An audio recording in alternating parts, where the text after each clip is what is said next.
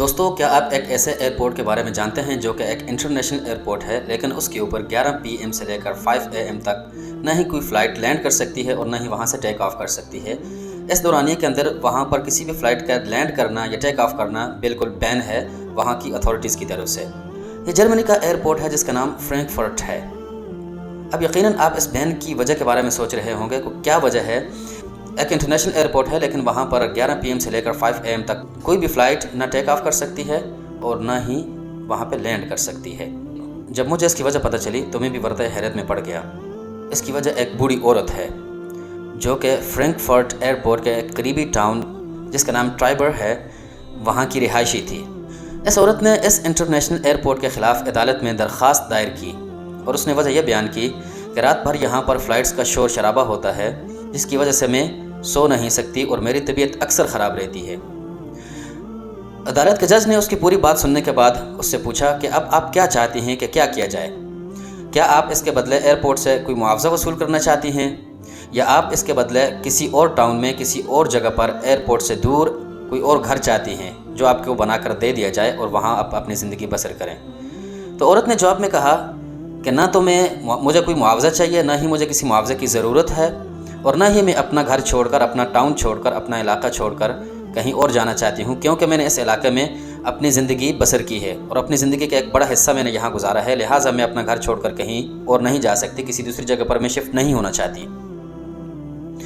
جب عورت کا یہ انکار سامنے آیا، ان دو آفرز میں سے کسی بھی آفر کو عورت نے قبول نہیں کیا، تو وہاں کی جو مقامی اتھارٹیز تھیں یہ واقعہ ان کے لیے بڑا پریشان کن تھا۔ وہ پریشان ہوئی کہ اب اس معاملے کا کیا حل نکالا جائے۔ ایئرپورٹ انتظامیہ کی طرف سے بھی اس عورت کو بڑی بڑی آفرز کی گئیں، اس کو بہت سارے پیسوں کا لالچ دیا گیا، آفر کی گئی اور اس کو یہ بھی آفر دی گئی کہ آپ کو ہم ایک ایکسپینسو ٹاؤن کے اندر ایک عالیشان گھر تعمیر کر کے دیں گے، آپ وہاں رہیں اور اپنا کیس آپ واپس لے لیں۔ لیکن عورت اپنا کیس واپس لینے سے انکاری رہی اور اس نے کسی بھی آفر کو قبول نہیں کیا۔ بالآخر جج نے اس سے کہا کہ چلے ہم ایسا کر لیتے ہیں کہ آپ کی جو نیند کا ٹائم ہے اس کو مینیج کرتے ہیں۔ کیسے؟ وہ اس طرح کہ آپ کی جو نیند کا ٹائم ہے 11 PM سے لے کر 5 AM تک، اس دوران اس ایئرپورٹ پر کوئی بھی فلائٹ نہ لینڈ کرے گی نہ یہاں سے ٹیک آف کرے گی۔ کیا تمہیں یہ منظور ہے؟ جب یہ اس نے آفر سنی جج کی تو وہ اس پر مطمئن ہو گئی اور اس نے یہ آفر قبول کر لی۔ اس نے کہا ٹھیک ہے، اگر اس طرح ہو سکتا ہے تو میں اپنی سکون کی نیند سو سکوں گی۔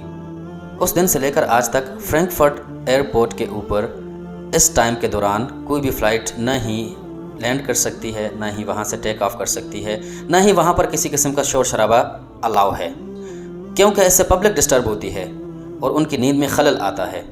تو یہ ہے وہ عزت اور وہ مقام جو جرمنی کی گورنمنٹ اپنے عوام اور اپنے ٹیکس پیئر لوگوں کو مہیا کرتی ہے اور ان کو انصاف فراہم کرتی ہے، ان کی تکالیف و مصائب کے بارے میں سوچتی ہے اور ان سارے مصائب اور مشکلات اور پرابلمز کا سولوشن بھی دیتی ہے۔ اور دوسری طرف ہم ہیں پاکستانی عوام، یہاں پاکستان کے اندر، ہمارے وطن عزیز کے اندر تکلیف و مصائب کی بات تو چھوڑ دیجئے، یہاں پر تو انسانی جان کی قدر و قیمت بھی اس تنکے کی طرح ہے جو تنکا راستے میں پڑا ہوا ہوتا ہے۔ جس طرح اس تنکے کی ویلیو ہے، یہاں پر انسانی جان کی اتنی ویلیو ہے۔ یہاں پر اگر کوئی بندہ کسی کو قتل بھی کر دیتا ہے تو دوسرے دن وہ بازاروں میں دندناتا پھرتا ہے۔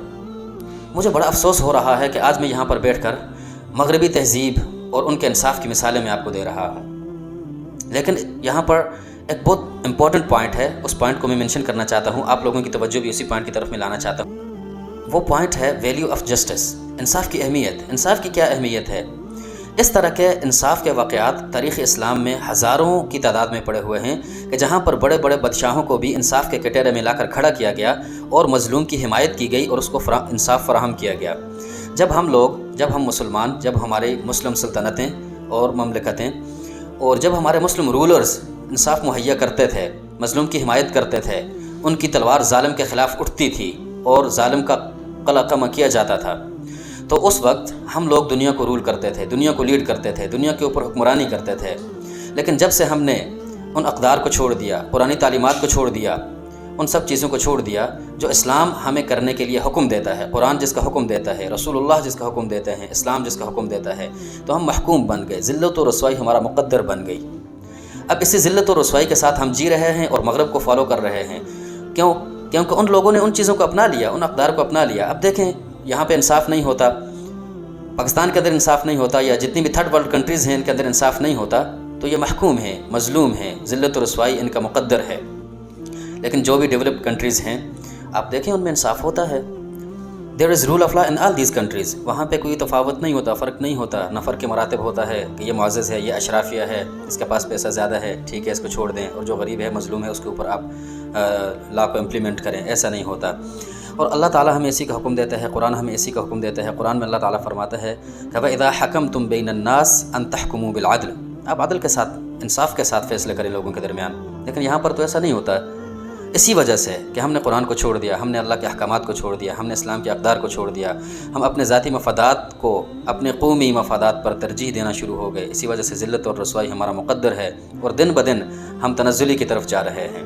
اس پر اقبال کا ایک شعر مجھے یاد آتا ہے جو انہوں نے اس ملت و قوم کے حالات کو دیکھ کر کہا تھا کہ وہ معزز تھے زمانے میں صاحب قرآن ہو کر، وہ معزز تھے زمانے میں صاحب قرآن ہو کر، ہم ذلیل و رسوا ہوئے تارک قرآن ہو کر۔